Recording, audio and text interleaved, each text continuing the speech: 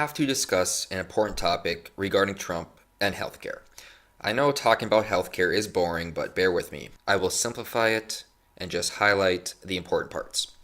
Recently, Trump ended healthcare CSRs, aka cost sharing reduction subsidies, and people on the left are starting to freak out over it.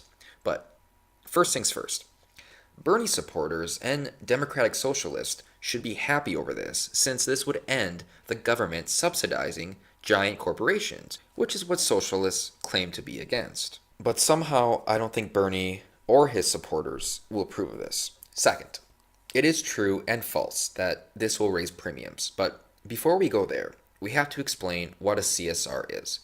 Basically, a CSR is a subsidy that the federal government gives insurance companies so they can insure more people. But here's where it gets interesting.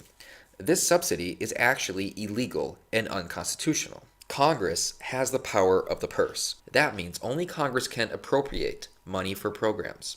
The CSRs never received any appropriation for its utilization. So Obama, being the dictator he was, said screw it.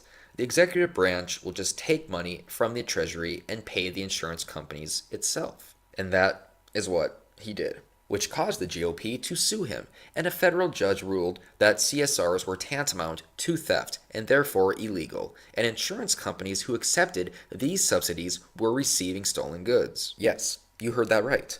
The Obama administration was stealing your tax dollars to give to insurance companies, which is a federal crime under the Constitution. So what Trump did by ending Obama's unconstitutional executive order was to put the separation of powers back to normal. But you will not hear this in the regressive media. They will say Trump is evil for doing this, even though he is reverting things back to their lawful place. Now, let's get back to the premiums. So, will rates go up? Yes and no.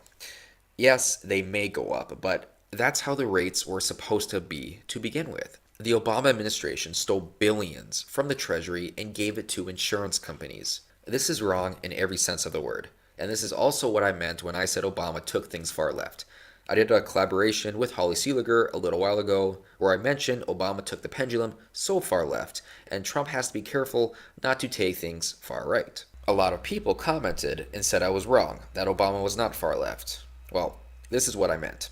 Obama was a lot further left when compared to Bill Clinton and Jimmy Carter, and he was on par with LBJ in many aspects. Obama also showed his executive abuse by creating DACA, as well as the Clean Power Plan, which gave the EPA the authority to create and set regulations on states and fine those who don't follow their restrictions. Another thing which violated the separation of powers and the 10th Amendment. And we all know Obama's quote of, "I don't need Congress. I have a phone and a pen." We are not just going to be waiting for legislation in order to make sure that we're providing Americans the kind of help that they need. I've got a pen and I've got a phone. I've got a pen and I've got a phone.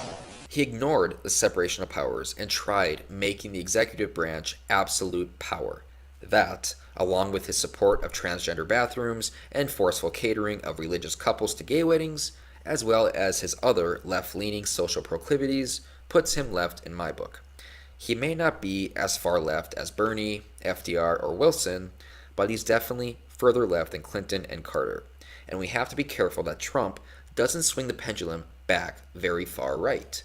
And the reason we have to be careful is because when the next Democrat takes office, he or she will pull it even further left. And around we will go. In conclusion, as a constitutionalist, I support Trump's decision to end CSRs and the Clean Power Plan. I will support any future decision he makes that cancels Obama's unconstitutional actions and reverts our government back to its duties as defined in the Constitution. So good job, Trump. This is a win in my book, and this is a win in the books of all constitutionalists, or all those who follow the law. This is the right thing to do, despite those in the media calling you evil for doing so. One last thing I find kind of amusing. I believe it was the New York Attorney General who said he's going to challenge this decision in court. I don't possibly see how he can, since a federal judge has already ruled against Obama, and all Trump did was uphold the judge's ruling. But who knows?